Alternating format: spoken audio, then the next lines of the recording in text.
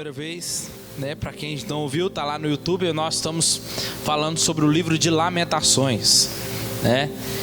E é um livro que, se você lê sem entender o contexto, você lê por ler, você fica assim: nossa, que livro é esse? E a gente só conhece o livro por causa do capítulo 3, versículo 22, que as misericórdias do Senhor são a causa de não sermos consumidos. A gente só lembra de Lamentações por causa desse texto. Mas o porquê desse texto, né? Então hoje nós vamos fechar o capítulo 1 de Lamentações. E vamos lá, abra aí sua Bíblia no capítulo 1 de Lamentações, versículo 12.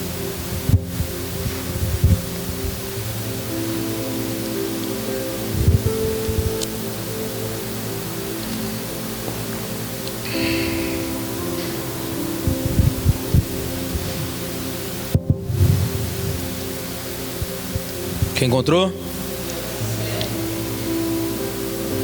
Depois de Jeremias aí, Lamentações. E antes de Ezequiel.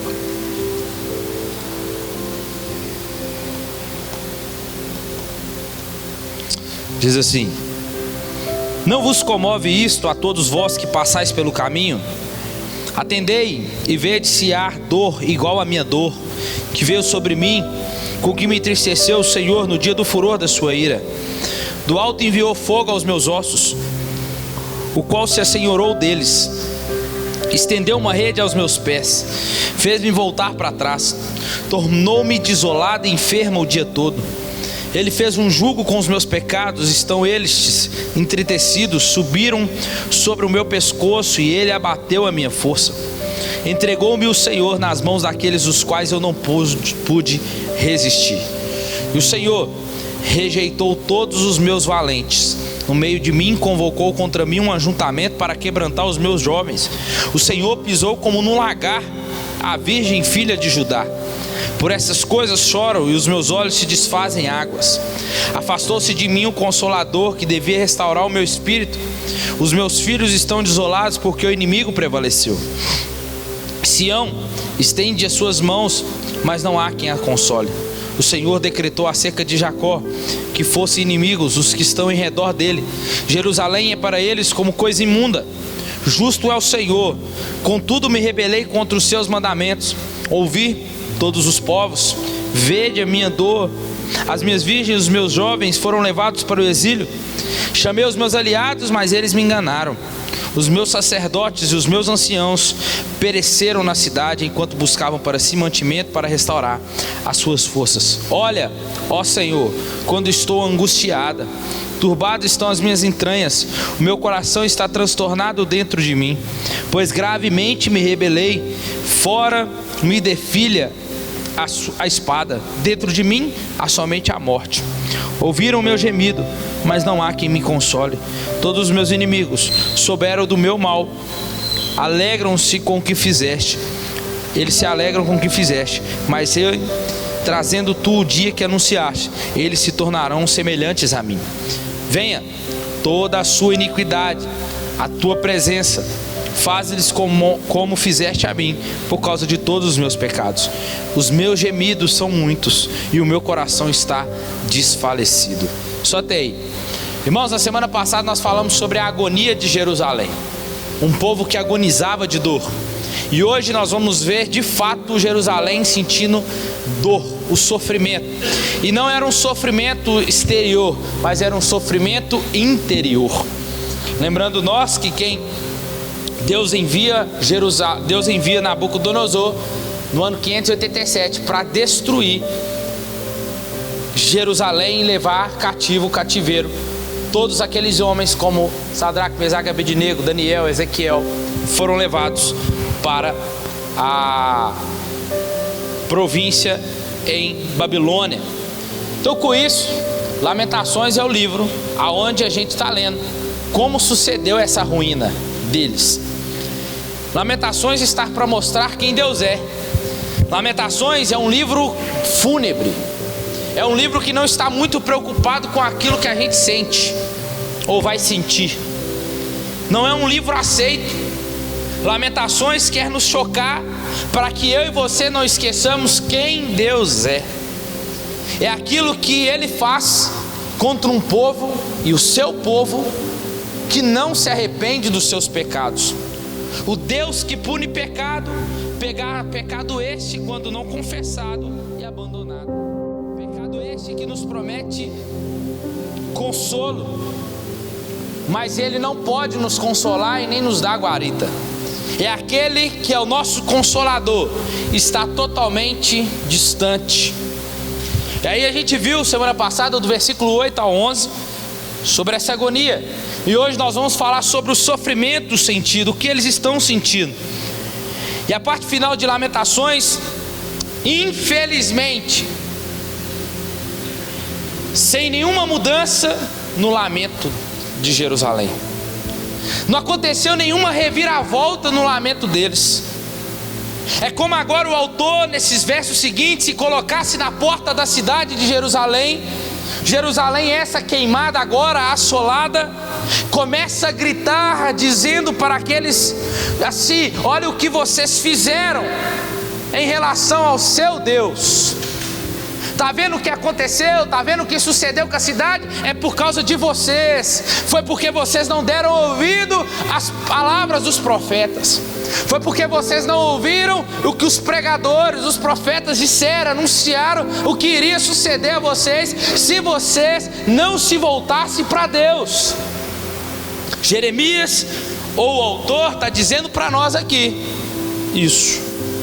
E o autor não consegue se calar e grita anunciando, como se ele estivesse dizendo como é terrível brincar com Deus. Como é terrível não darmos ouvido à voz de Deus. Como é terrível não seguirmos os mandamentos de Deus. E Deus está lá, está dizendo o que vai acontecer, está falando, está avisando. Igual eu disse semana passada, é a mãe e o pai que está avisando o filho, vai falando para ele que vai pegar ele, que vai pegar ele. Ele fica brincando achando que não vai, quando ele dorme. E a mãe fala: você acha que eu esqueci, né? E ó, é Deus. Porque a punição de Deus é assim, é como um pai tratando com o filho. E quanto a Babilônia, foi terrível com o povo, irmãos. Mas por trás dessa Babilônia tinha a mão de Deus para fazer o povo sofrer. Deus levanta o império assírio, leva o reino do norte embora, não sobra ninguém.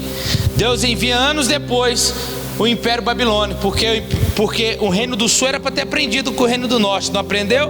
Deus agora levanta o império babilônico, um império muito mais forte, muito maior, e vai e acaba leva embora, acaba com a cidade, acaba com Jerusalém, acaba com o templo e leva embora o reino do sul. E aí, estamos diante das circunstâncias do povo, de uma perspectiva interior agora, e subentende que a oração anterior, que oração? Lá do versículo 11, que nós falamos semana passada, a qual eles dizem assim: vê, ó Senhor, e contempla-nos, pois eu sou desprezado. Eles estão orando, clamando, pedindo a Deus para que Deus venha, faça alguma coisa, contemple o sofrimento deles. E aí nós vemos que não há uma terceira voz no texto, porque Deus não responde a oração deles. Mais duro do que o sofrimento da invasão e o sofrimento de não ouvir Deus falar, foi o mais duro, é porque Deus tinha se retirado, ou melhor, Ele retirou a sua presença daquela cidade. E assim a cidade agora passa a procurar por compaixão nos outros. Mas ao contar que está sofrendo dessa maneira por causa da ira de Deus contra o seu pecado, vai buscar compaixão. Imagina os outros dizendo: mas por que você está sofrendo? Nós estamos sofrendo porque a gente não deu ouvido a Deus. Estamos sofrendo, estamos passando. Por que estamos passando? Porque a gente não deu ouvido à voz de Deus, o que Deus avisou. E aí, irmãos, isso é reduzido ao silêncio pela enormidade do golpe que Jerusalém sofreu. Irmãos, muitas das vezes nós somos assim. Quando nós estamos clamando, igual eu disse, tem dois tipos de sofrimento bíblico. Eu disse semana passada, tem um sofrimento que é o sofrimento da punição de Deus, da justiça de Deus, que é Lamentações, e tem um sofrimento, permissão de Deus, que é o de Jó, que Deus permitiu aquele sofrimento. Agora tem um sofrimento, agora que Deus é o agente desse sofrimento, por causa do pecado do seu povo. E aí, quando Deus não escuta o nosso choro, a dor do nosso sofrimento, a gente começa a fazer igual Jerusalém, começa a buscar outras coisas, outros subterfúgios, ou algo para poder, pelo menos diminuir a dor, acalentar aquilo, para podermos ficar mais tranquilos. Mas sabe o que é isso? Isso é só algo momentâneo. A dor vai voltar. O que nós encontramos é isso. Se a gente busca tentar parar a nossa dor essa causada pelo pecado, porque o pecado causa isso em nós, buscando outras coisas que não é Deus, pode trazer uma paz momentânea, pode tirar a nossa dor ali por um momento, mas a dor vai voltar, porque está usando um remédio errado, porque a origem não tem, sabe o que é isso? Não tem o que a gente pode fazer, porque a origem do meu sofrimento é de fato por causa do meu pecado, e Deus é o agente desse sofrimento. Imagina o médico, você vai no médico. Nós temos aqui nosso irmão Miraldo. Licença, viu, Miraldo? Vou usar você aqui, tá? Miraldo teve o câncer na perna. Quando descobriu, né, Lu? Quando descobriram, falou assim: ó, nós vamos ter que, cortar. Foi? Vai ter que amputar. Porque se continuar, o que vai acontecer? Vai espalhar pelo corpo. Então, no caso, então, aqui para nós, para a gente entender bem claro, vai ter que cortar o mal, porque senão vai alastrar. E o mal aqui é a prática do pecado.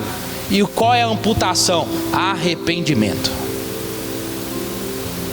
É o que o povo não fez, não se arrependeu enquanto teve tempo, e Deus se colocou contra eles. Irmãos, o que vamos encontrar aqui no versículo 12 ao 19 é esse sofrimento agora que está aqui dentro. E aí a gente vai ver várias expressões, e uma das expressões é o Senhor, porque no capítulo 1, no versículo 5, nós sabemos que foi o Senhor que afligiu Jerusalém. Nós vamos ver: o Senhor afligiu Jerusalém, o Senhor entregou Jerusalém, o Senhor pisou sobre Jerusalém, o Senhor ordenou o ataque sobre Jerusalém. Foi tudo o que o Senhor fez. O exército babilônico estava a serviço de Deus, assim como o diabo estava a serviço de Deus lá contra Jó. Como diz Lutero,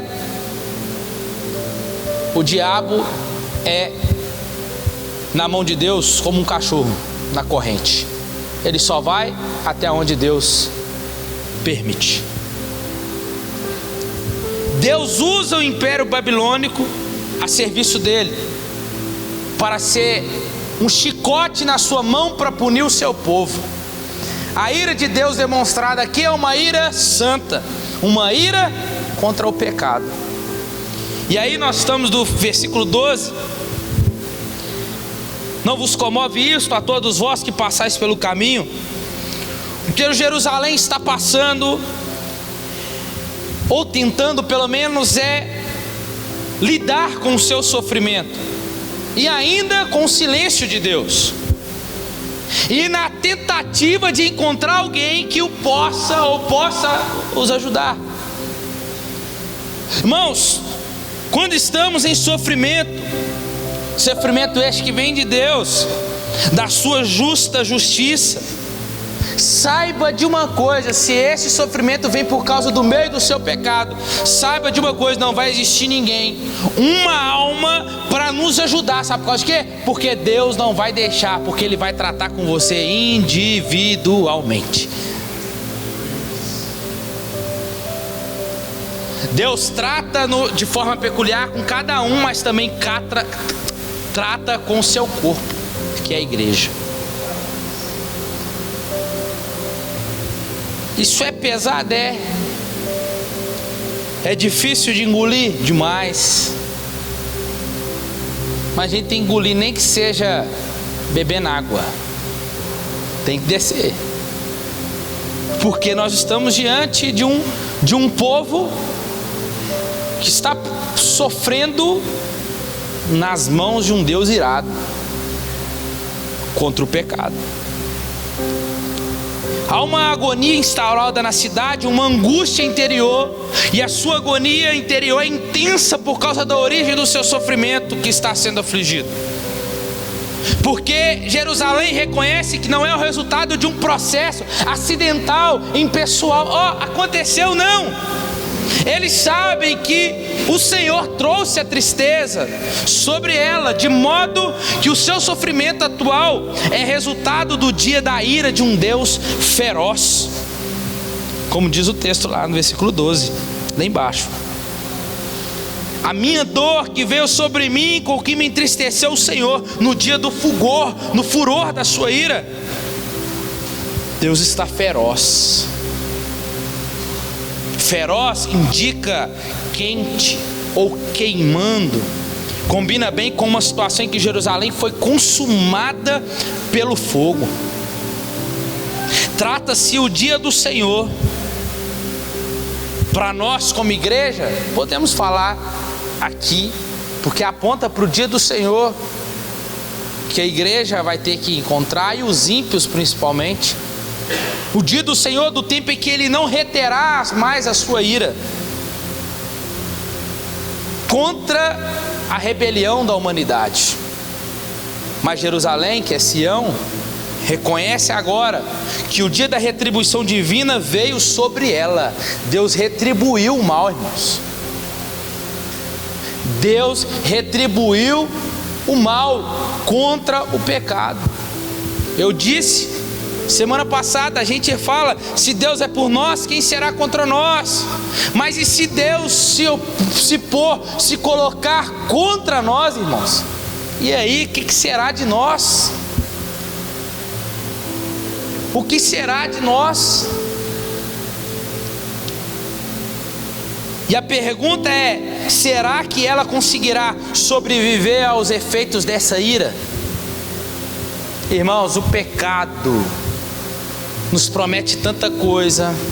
O pecado nos promete liberdade. O pecado pode nos fazer aliançar, mas sabe o que ele faz? Ele nos traz escravidão. Ele nos prende. Ele te dá com essa e toma daquela. E aí a gente vai para o versículo 13. Do alto enviou fogo aos meus ossos, o qual se assenhorou deles. Estendeu uma rede aos meus pés, fez-me voltar para trás e tornou-me desolada e enferma o dia todo. O autor faz declarações das ações justas de Deus, que o pecado nos traz fogo nos ossos. O pecado. Por quê? O que ele está ensinando para nós aqui? É que não adianta a gente ficar negociando com o pecado, ele vai nos enganar. Quanto mais nós vamos negociando com o pecado, mais vamos nos afundando. E agora, Jerusalém foi fazendo isso. E agora? Agora ela foi assolada. Agora ela é assolada aqui, é um termo bem pesado, que significa que ela foi estuprada. É pesado, irmãos, mas foi. E aí, aquela que eu falei semana passada, se tornou imunda, se prostituía contra Deus, agora ela é forçada a fazer o que não quer. Ela foi assolada. Estamos falando de um povo que é um povo de Deus, irmãos. Será que haverá mais rigor, menos rigor para nós do que Sodoma e Gomorra, do que o povo de Jerusalém? Eu acho que não. Eu acredito que nós já estamos muito pior do que aquela cidade. Mas a Bíblia diz em Apocalipse que o cálice da ira dele só está se enchendo. E não queira nós estarmos debaixo desse cálice. Ele enviou fogo. Pode ser aqui uma alusão à destruição das cidades, das planícies que tipificavam para Israel o julgamento de Deus para os pecados imperdoáveis. Para dentro dos meus ossos é uma expressão dizendo: esse fogo ardeu por todo o meu corpo. Assim como uma febre incendeia e enfraquece o corpo de uma pessoa, toda a cidade foi afetada pelo fogo do juízo. É como se Deus estivesse dizendo para eles: eu os venci. Ou o verbo mais claro aqui que está: Jerusalém foi pisoteada pelo próprio Deus, foi dominada agora. Aí ele diz: estendeu a rede nos meus pés. Sabe o que é isso? Ela foi caçada como um animal. Não era o que Israel esperava de Deus, irmãos. Israel tinha promessa de Deus, mas por não ouvir aquele que fez a promessa, ele pode revogar ela e ir contra. E aí ele diz: mas agora ele me lançou para trás, o Senhor os impediu, irmão. Jerusalém está tentando fugir, e Deus está fazendo o quê? Segurando os pés dela. Você não vai fugir. Daqui você não sai, daqui ninguém te tira. Tentando fugir desse sofrimento e Deus segurando, aqui você vai ficar. Ele não lhe deixou nenhuma rota de escape do juízo feroz que ele estava lhe impondo. E é isso que o pecado nos causa, irmãos: prisão, vergonha, dor. Por quê? Porque muitas das vezes nós vamos negociando e negociando até que ele vem e nos aprisiona. Não é esse caminho que você queria? Agora você fica nele. Agora você vai receber o que você precisa dele. E não tem para onde ir, irmãos. Não tem para onde se esconder, porque Deus é o agente de tudo isso. E ela termina dizendo: ele me deixou, ela me tornou assolada, destruída. Está dizendo assim: eu estou destruída fisicamente, estou esmagada e desfalecida.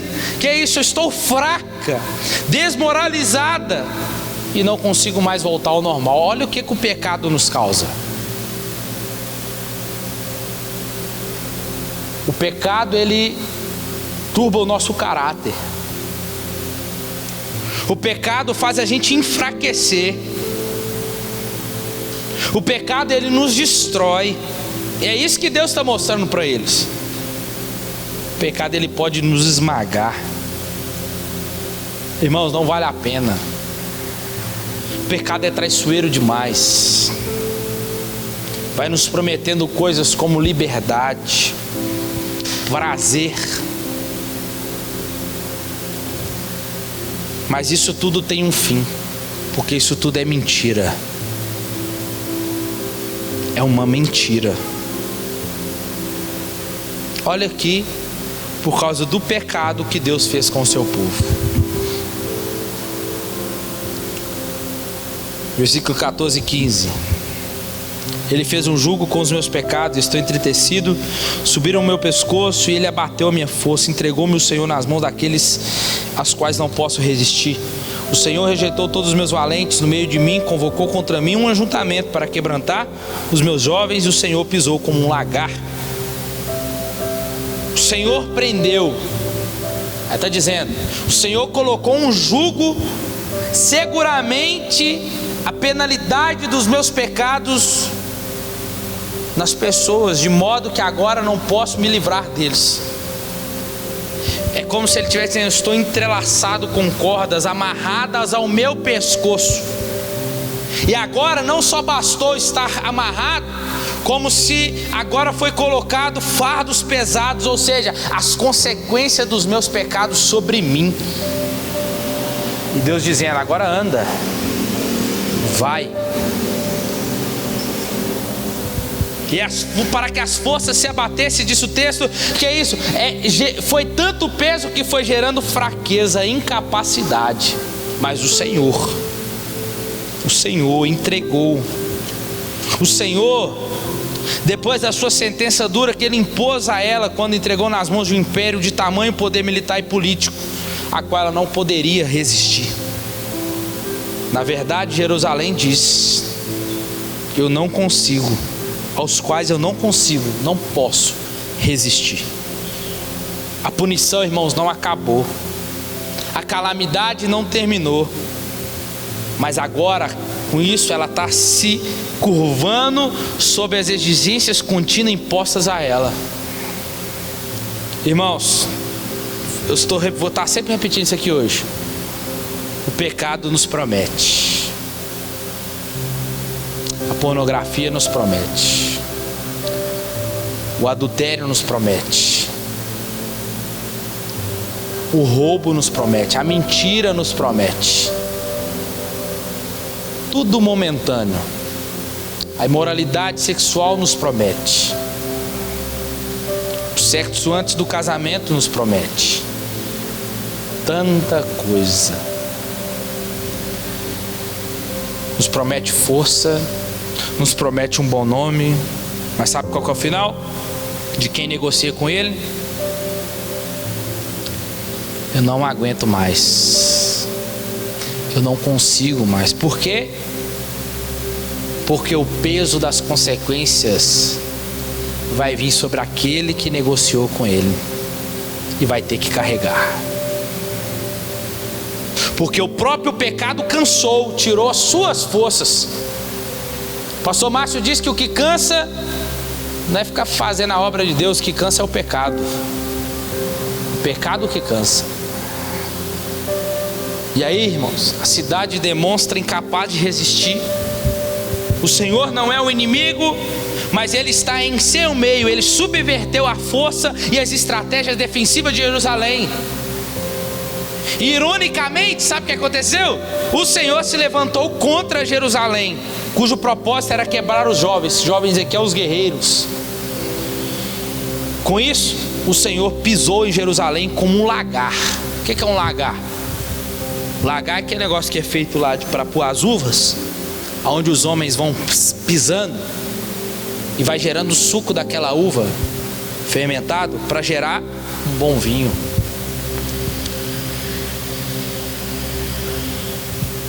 O suco das uvas amassadas escorria. Lagar, pisar em um lagar é uma imagem da imposição da ira de Deus. Só que agora aqui, Deus está dizendo que o lagar não é de uva. O lagar aqui era de sangue, pisado pelo próprio Deus. A nação estava bebendo o cálice do juízo. As suas alegrias, que o pecado prometeu, acabou. Porque agora é só choro, sofrimento. E assim será no dia do juízo final, irmãos. Apocalipse 14, 20. E elas foram pisadas no lagar, fora da cidade, e correu sangue do lagar, chegando ao nível dos freios dos cavalos, numa distância de cerca de 300 quilômetros. Da altura dos cavalos, o cavalo mais ou menos da altura que ele tiver aqui, você pega pela cabeça dele aqui assim, ó. O sangue chegou. Porque o Senhor vai vir e vai pisotear, irmãos. E aí o versículo 16 inicia dizendo assim, ó: por causa dessas coisas eu choro.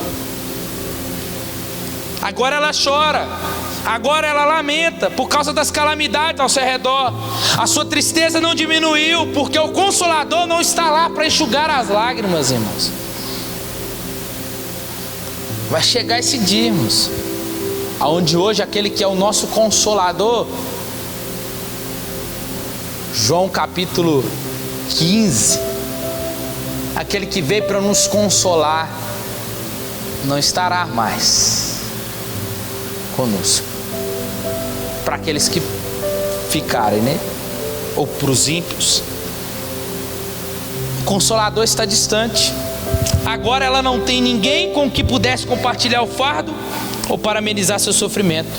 O inimigo prevaleceu. Jerusalém, como acreditavam, havia sido conquistada e saqueada, mas ela tinha recebido a garantia divina. Peraí, por que isso está acontecendo conosco? Porque a gente tem uma promessa de inviolabilidade. Ninguém pode violar. Só que pior ainda é isso. Havia acontecido por iniciativa do próprio Deus. Então como que pode haver esperança, irmãos? É como eu disse, se Deus está contra nós, cadê a nossa esperança?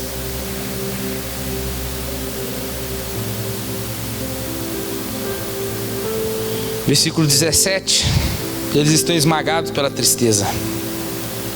Sião entende, Jerusalém entende, estende as suas mãos, mas não há quem a console.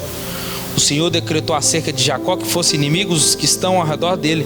Jerusalém para eles como coisa imunda. Incapaz de falar agora, Jerusalém tomada por angústia. Dá para você entender que Jerusalém está chorando? Irmão, vale a pena a gente chorar, irmãos, pelo nosso pecado hoje aqui.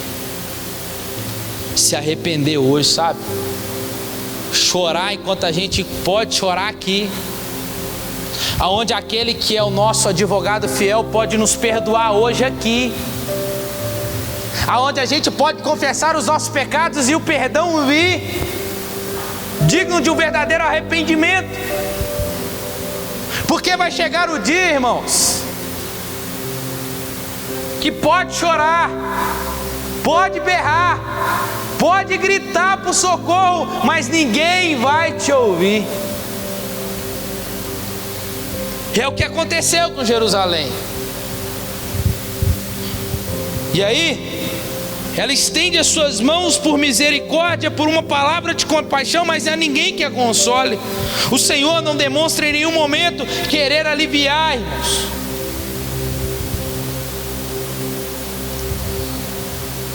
Quando fala Jacó aqui, significa o povo da aliança. Só que o Senhor ficou tão insatisfeito com eles a ponto de ordenar a sua queda diante dos inimigos. Os vizinhos deles, as outras nações, foi instrumento de Deus para a derrota de Jerusalém. O abandono de Israel se tornou a perda de status para as nações. Sabe o que aconteceu? Jerusalém se tornou imunda para as outras nações. Porque a gente vai lendo o Antigo Testamento, a gente vai vendo o que Deus fez com Israel, que as outras nações olhavam e admiravam. Lá nós não vamos contra não, por causa do Deus deles. Agora as outras nações estão vendo o próprio Deus contra a própria nação. E vai dizer aqui o texto daqui a pouco, que as outras nações começam a rir, a ver eles gritando por socorro, e começa a rir, escarnecer de Jerusalém. E aí o versículo 18 e 19, Jerusalém confessa. Ela começa assim: justo é o Senhor, contudo me rebelei contra os seus mandamentos. Ouvi todos os povos, vede a minha dor. Foram todos levados para o exílio. Chamei os meus aliados, mas eles me enganaram. Os meus sacerdotes, os meus anciões pereceram na cidade enquanto buscavam para si mantimento, para restaurar as suas forças. Jerusalém recupera a sua compostura. Agora ela consegue, é como se a ponto de conseguir voltar a falar, e ela não apela. Mas o foco agora dela é agir de volta ao Senhor. E ela começa: o Senhor de fato é justo. Já vai para o caráter de Deus. O Senhor é justo.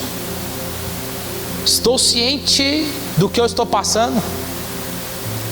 É por causa do meu pecado.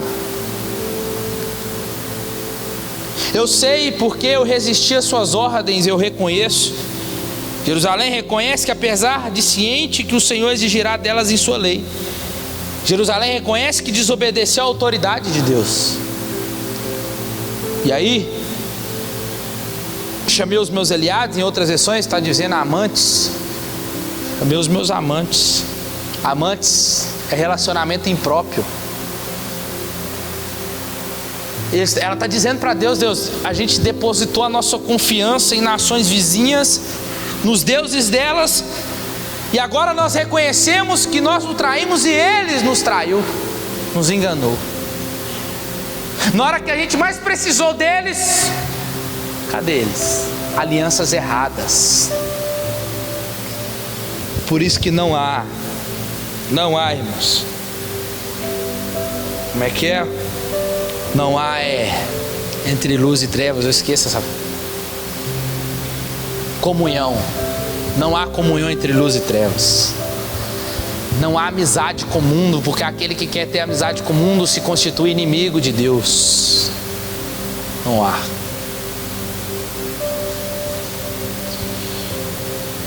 Alianças erradas, irmãos. Como é triste quando o povo de Deus vai procurar saída ou ajuda no mundo, em vez de buscar ao Senhor. Mas Edgar, ele não está me ouvindo, e você sabe por que ele não está te ouvindo. Se arrependa. Versículo 20, vamos partir para o final. Olha, ó Senhor, olha o quanto eu estou angustiada. Turbadas estão as minhas entranhas, o meu coração está transtornado dentro de mim, pois gravemente me rebelei. Dentro de mim há somente a morte. O clamor aqui deles pela intervenção de Deus, a oração deles. Os aflitos estão clamando ao Senhor para que o Senhor veja, mostrando para eles que não existe outra fonte de ajuda. Agora que eles estão reconhecendo, agora que eles estão vendo, irmãos, que não tem outra fonte de ajuda, só agora. Aquele que impôs a penalidade, eles reconhecem que é o único que poderia retirá-la.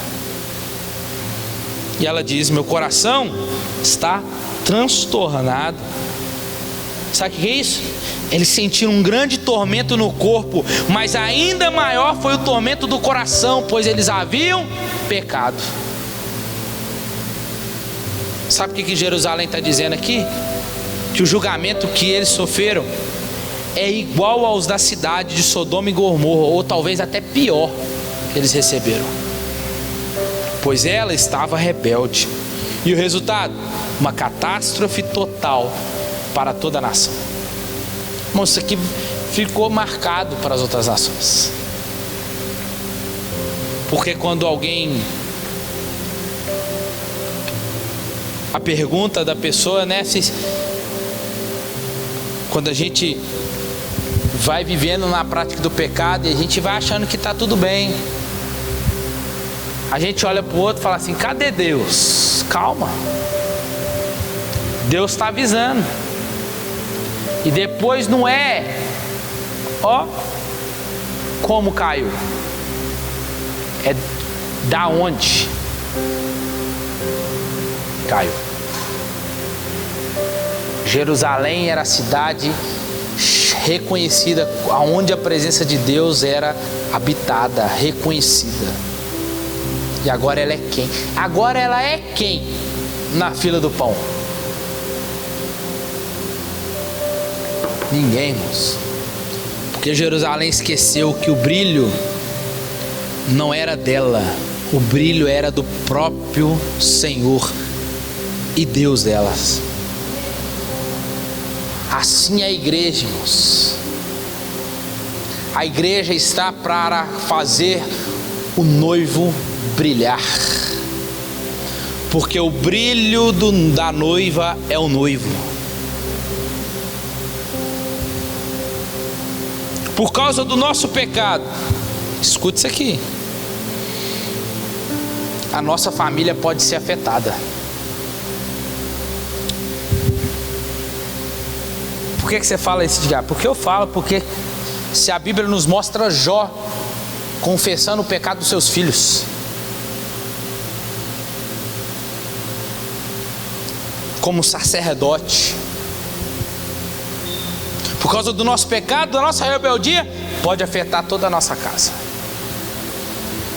Eu falo primeiro, principalmente para o marido e para a esposa, porque são os cabeças daquela casa.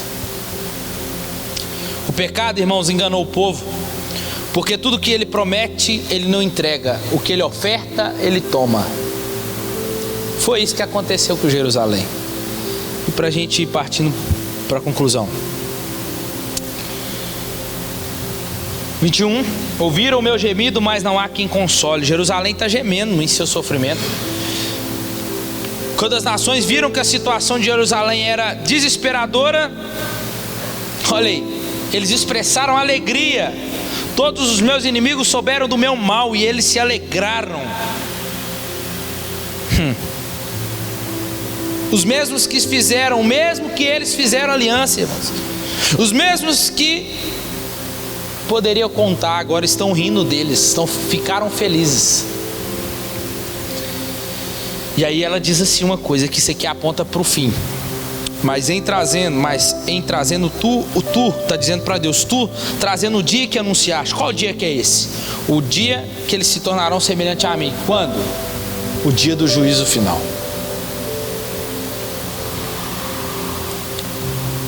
É mais provável que essa expressão, uma expressão de espanto, diante de fato do julgamento anunciado pelo Senhor, ele se cumpriu parcialmente. Mas por que o Senhor não executou seu juízo até o fim? Por que os outros, é como se Jerusalém tivesse, por que os outros seriam poupados do castigo de Jerusalém, que sofreu tanto? Por que seus inimigos poderiam continuar a atormentar a Jerusalém com impunidade? Calma, vai chegar o dia deles.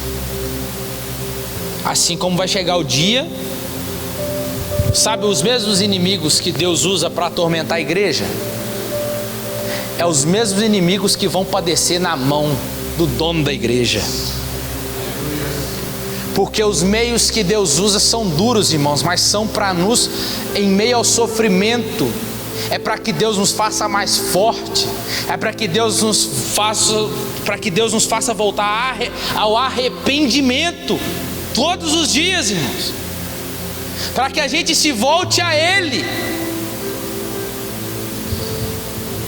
E a petição final no versículo 22, petição final está vinculada ao anterior. Venham toda a sua iniquidade à tua presença, fales como fizeste a mim por causa de todos os meus pecados. Os meus gemidos são muitos, meu coração está desfalecido. Está vinculada ao anterior. O Senhor é justo, que as nações deveriam ser punidas, elas vão. E ele diz, os meus gemidos são muitos e meu coração está desfalecido. A oração de Jerusalém, irmãos, escute isso aqui. A oração de Jerusalém ainda não é por restauração. A oração de Jerusalém aqui é por apenas um alívio. Sabe, Deus estava tão irado em cima deles, é como se eles falassem, Deus, por favor, deixa a gente respirar. Eles só queriam um alívio. O que é um alívio? Você está carregando um peso, aí você vai descansar e você coloca no chão, né? Aliviou? Daqui a pouco tem que carregar de novo. É isso que eles estão pedindo, pelo menos um alívio.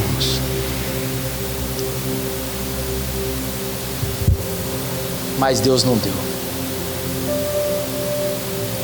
Deus não deu, irmãos. Deus afligiu a cidade. E nessa noite, irmãos, é como se Deus estivesse dizendo para nós aqui na Lagoinha Ribeiro: vocês estão vendo isso? Vocês estão vendo o que Deus fez? E isso não comove vocês? Isso não muda vocês? Será que isso não nos leva a pensar nesse Deus que é e que se ira? Quarta após quarta, domingo após domingo, e a pergunta que fazemos que temos que fazer para nós e o que mudou? O que mudou da quarta passada para hoje, para essa quarta? O que mudou do domingo para o próximo domingo agora? O que mudou em mim? O que isso tem mudado em nós, irmãos? As nossas disposições para lutar contra o pecado. O que isso tem mudado no nosso relacionamento com a oração e com a palavra. Será que somos tão insensíveis e não consideramos quem Deus é? Nós estamos vendo aqui quem Deus é, irmãos. A ira de Deus é um atributo dele. Porque não adianta nós cantarmos, orarmos, ouvir pregações e ainda assim continuarmos insensíveis. Porque quando o coração continua insensível, irmãos, Deus começa a usar meios mais duros. A gente pode falar do Egito com a Faraó. A Bíblia fala assim: e o Senhor e Faraó endureceu o coração. Aí Deus mandava pragas. Mas tinha hora que o texto diz assim: e o Senhor endureceu o coração de Faraó. Para quê? Para ainda mais mostrar quem ele é para o Faraó. Irmãos, Deus está mais interessado na nossa firmeza, com a firmeza do seu povo, do que com o nosso bem-estar. Deus está mais preocupado se estamos sendo fiel a Ele do que com a nossa felicidade. Porque a vontade dele para o seu povo é que o seu povo desperte, acorde, enquanto é tempo. Amém? Fica de pé no seu lugar. Corra para Jesus, meu irmão. Corra para Jesus enquanto é tempo. Porque o que há de vir virá e não tardará. Coloca a mão no seu coração.